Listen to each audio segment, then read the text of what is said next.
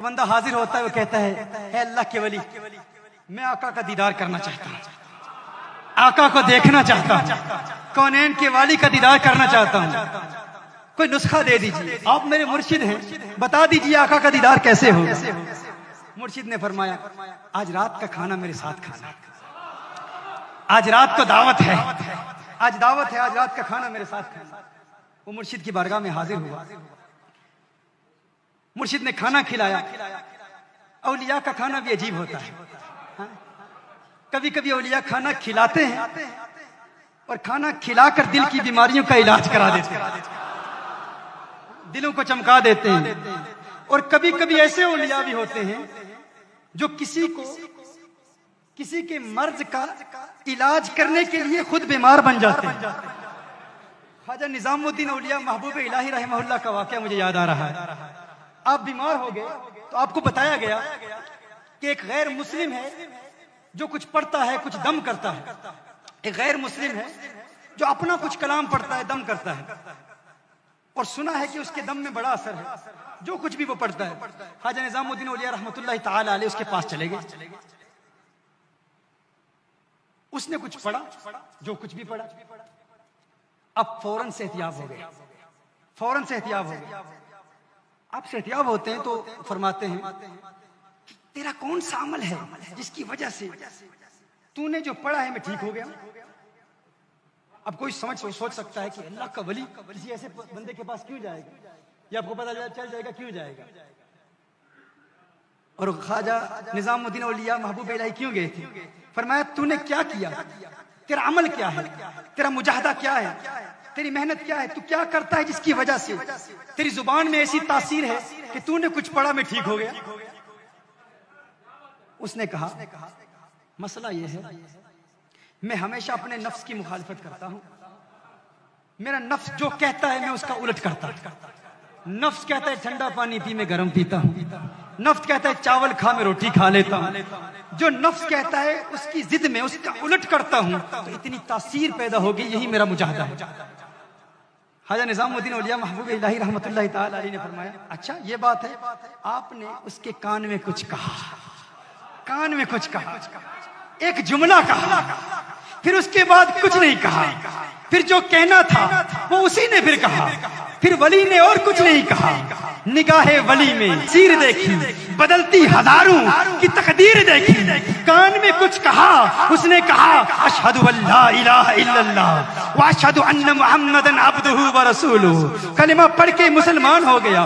مریدوں نے پوچھا محبوب الہی آپ تو علاج کرانے کے لیے گئے تھے، یہ کیا ہوا؟ اس کے کان میں کیا کہا؟ ہمیں کیا حاجت کہ ہم کسی کے پاس جا کے علاج کرائیں، ہم تو علاج کرنے کے لیے جاتے ہیں، علاج کیا ہے؟ مریدوں نے پوچھا کیا کہا؟ آپ نے اس کے کان میں کیا کہا؟ خواجہ نظام الدین اولیاء محبوب الہی فرماتے ہیں اس نے کہا میں اپنے نفس کی مخالفت کرتا ہوں، جو نفس کہتا ہے اس کا الٹ کرتا ہوں۔ میں نے کان میں کہا اسلام لانے کا جی چاہتا ہے، مسلمان بننا چاہتا ہے، کہا نہیں نہیں نہیں مسلمان نہیں بنوں گا، کہا نفس کا الٹ کر، نفس کہتا ہے اس کا الٹ کر، فوراً مسلمان ہو گیا۔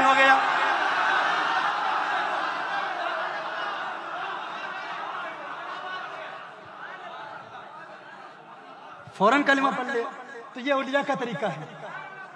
ہمارے ہاں کچھ جاہل ہیں، چیپٹر نمبر دس ورس نمبر دس، چیپٹر نمبر دس ورس نمبر دس، بائبل چیپٹر نمبر دس ورس نمبر دس، وہ ساری زندگی ریفیوٹ کرتے کرتے کرتے اپنے ہی بندے کھڑے کر کے انہیں کو کچھ پیسہ دے کے تو میرے سامنے کھڑا ہو جانا، یہ سوال کرنا میں جواب دوں گا، تو کلمہ پڑھ لینا، میرے نوٹ آتے رہیں گے، مجھے مال ملتا رہے گا۔ چیپٹر نمبر دس ورس نمبر دس، عقل کے اندھو اگر نظام الدین اولیاء محبوب الہی کی بارگاہ میں اگر اس میں قضائے تربیت سے تمہیں فیض ملتا تو پھر جس کو دیکھتے کلمہ پڑھ کے مسلمان ہو جاتا۔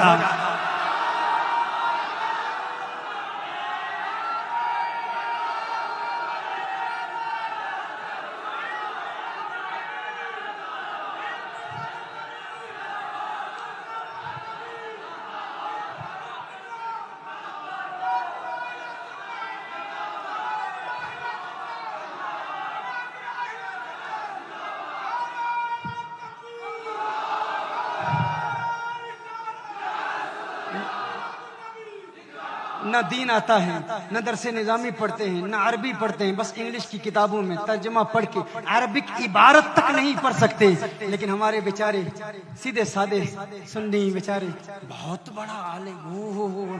او بھائی علم کا معیار کیا ہے یہ علماء جانتے ہیں یا تم لوگ جانتے ہو؟ ہم نے دیکھا ہے ہمارے علاقوں میں جو انگلش بول لیتا ہے وہی سب سے بڑا شیخ الحدیث بن گیا. جو انگلش میں بات کر لے وہی سب سے بڑا عالم ہے، وہ بہت بڑا علامہ ہے. بھائی کیوں انگریزی آتی ہے؟ بھائی انگریزی کو علم کا معیار ہے؟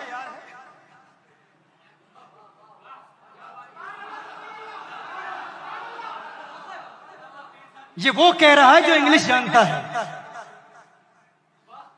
یعنی کوئی ایسا بھی ہو سکتا ہے جو احساس کمتری کا شکار ہو اور انگلش پر اعتراض کرے کیونکہ اسے آتی نہیں ہے. ہمیں آتی ہے پھر بھی کہتے ہیں یہ کچھ نہیں ہے. بھائی یہ علم نہیں ہے، یہ معیار علم نہیں ہے. علم پڑھنا ہے تو علماء کی بارگاہ میں زانو میں تلمس ہے.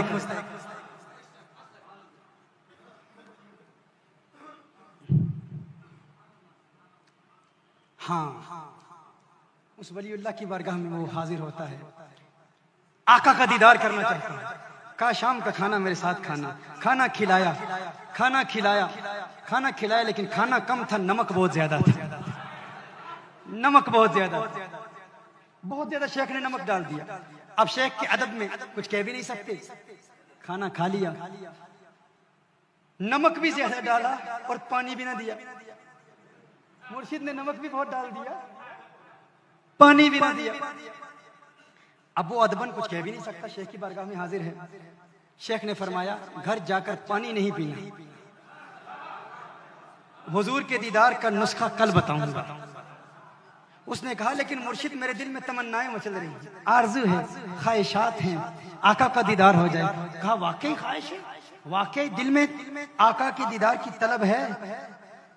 مرشد بہت بڑی طلب ہے، میں تو آقا کا دیوانہ ہوں، آقا کا عاشق ہوں، آقا کو دیکھنا چاہتا ہوں. کہا ٹھیک ہے پانی نہیں پینا. اب وہ نمک کھایا ہوا ہے بہت زیادہ، پانی مرشد نے بھی نہیں دیا. حکم ارشاد فرما دیا گھر میں بھی پانی نہیں پینا. وہ گھر جاتا ہے، بغیر پانی پیے سو جاتا ہے. دن کے وقت مرشد کی بارگاہ میں حاضر ہوتا ہے میرے شیخ آقا کے دیدار کا نسخہ آپ نے عطا فرمانا تھا، اس کا کیا ہوا؟ فرمایا رات پانی پیا تھا. کہا نہیں. کہا بغیر پانی پیے سو گیا تھا. کہا سو گیا تھا. خواب آئی کیا دیکھا؟ کہا دریا دیکھے، سمندر دیکھے، چشمے دیکھے، بارش دیکھی.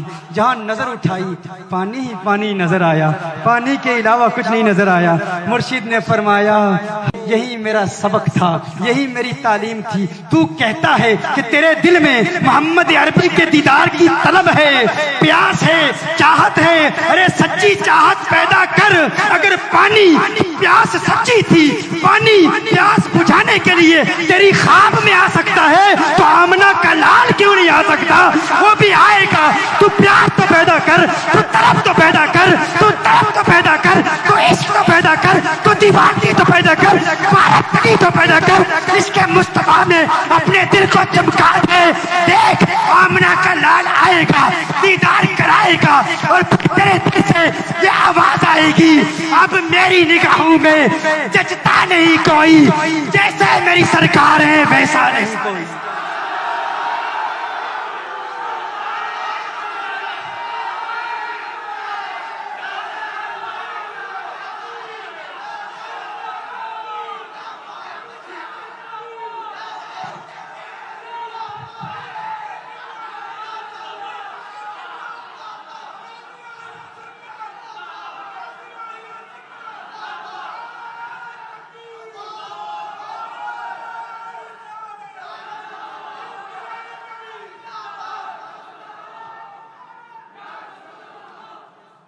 یہ میرے آقا صلی اللہ علیہ وسلم کے دیدار کا نسخہ ہے. اگر بنگلور کی گلیوں میں آپ کی آنکھیں حسیناؤں کے چہرے بھی تلاش کر رہی ہوں اور پھر یہ کہو کہ آقا کو دیکھنا چاہتے ہو، یہ سچی طلب نہیں ہے، یہ سچی طلب نہیں ہے. اگر سچی طلب ہے تو پھر آقا کا دیدار اس وقت ہوگا جب خانہ دل کو ہر دنیا کی محبت سے پاک کر کے آقا کو پکارو گے. ادھر آنکھ بند ہوگی، ادھر دیدار مصطفیٰ ہوگا.